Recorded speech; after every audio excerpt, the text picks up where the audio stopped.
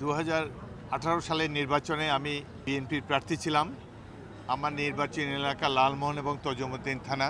নির্বাচনের 15 দিন আগে আমি লালমোহন থানায় আমার বাসভবনে যাই। যাওয়ার পরেই পুলিশ বাহিনী আমার বাসাটি ঘিরে রেখেছে, আওয়ামী লীগের সন্ত্রাসীরা আমার বাসাটি ঘিরে রেখেছে এবং নির্বাচনের দিন পর্যন্ত এই 15 দিন ঘর থেকে বেরোতে পারিনি। অথচ এই সময় আমার বিরুদ্ধে একটা মামলা দেওয়া হয়েছিল, আমি নাকি টেলিফোনে কাকে হুমকি দিয়েছি। একেই তো আমি নির্যাতিত, প্রার্থী হিসাবে ক্যাম্পেইন করতে পারছি না। নানান ধরনের অসামাজিক ব্যক্তিরা এবং পোশাকধারী দুর্বৃত্তরা আমাকে বাড়িতে ঘিরে রেখেছে। কোথায় আমার প্রতি সহানুভূতি থাকবে?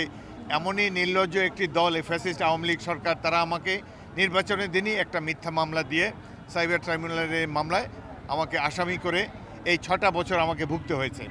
আজ আমি আনন্দিত, দেরিতে হলো, অনেক হয়রানির পরও আমি ন্যায় বিচার পেয়েছি, সেজন্য আমি সন্তুষ্ট।